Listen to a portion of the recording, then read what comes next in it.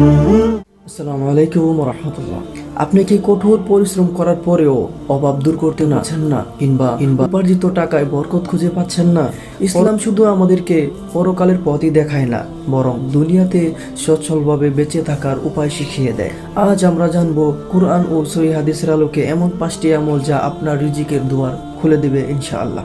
1 নম্বর আমল, রিজিক বৃদ্ধির প্রধান চাবিকাঠি হলো ইস্তেগফার। আমরা যখন গুনাহ করি তখন আমাদের রিজিক সংকুচিত হয়ে যায়। সূরা নূহ এর 10 থেকে 12 নম্বর আয়াতে আল্লাহ তাআলা বললেন, তোমরা তোমাদের রবের কাছে ক্ষমা প্রার্থনা করো, নিশ্চয় তিনি অত্যন্ত ক্ষমাশীল।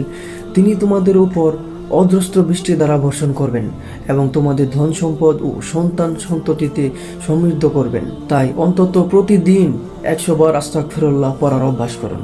দ্বিতীয় আমল, তাকওয়া মানে হলো আল্লাহকে ভয় করা, হারাম বর্জন করা। আমরা অনেক সময় মনে করি ধোঁকাবাজি করলে লাভ বেশি, কিন্তু আসলে বরকত থাকে সততায়।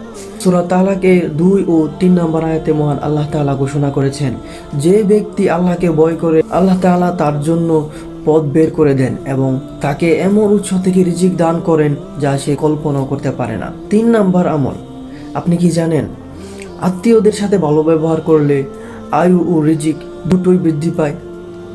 সহিহ বুখারীর 2066 নম্বর হাদিসে রাসূল সাল্লাল্লাহু আলাইহি ওয়াসাল্লাম বলেছেন, যে ব্যক্তি চায় তার রিজিক বৃদ্ধি হোক এবং তার আয়ু বৃদ্ধি হোক, সে যেন তার আত্মীয়তার সম্পর্ক বজায় রাখে।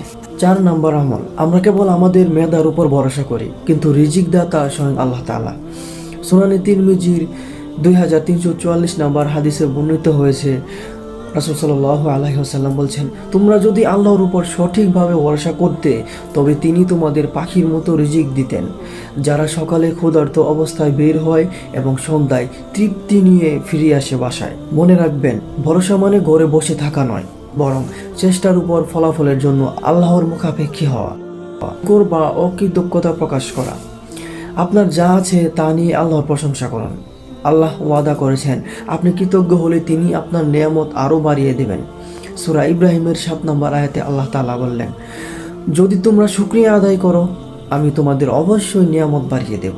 তাই রিজিক বাড়ানোর মানে শুধু টাকা জমানো নয়, বরং অল্প টাকাতেও স্বাচ্ছন্দ্য এবং মানসিক শান্তি পাওয়া যায়। এই আমলগুলো আজই আপনার জীবনে প্রয়োগ করা শুরু করুন। ইনশাআল্লাহ আপনি নিজের পরিবর্তন অনুভব করবেন। ভিডিওটি ভালো লাগলে অবশ্যই শেয়ার করুন, যাতে অন্যরা উপকৃত হতে পারে। এই ধরনের আরও ইসলামিক ভিডিওর তথ্যের জন্য আমাদের চ্যানেলটি সাবস্ক্রাইব করে পাশে থাকুন। আল্লাহ তাআলা আমাদের সবার রিজিকে বরকত দান করুক। আমিন। আসসালামু আলাইকুম ওয়া রাহমাতুল্লাহ।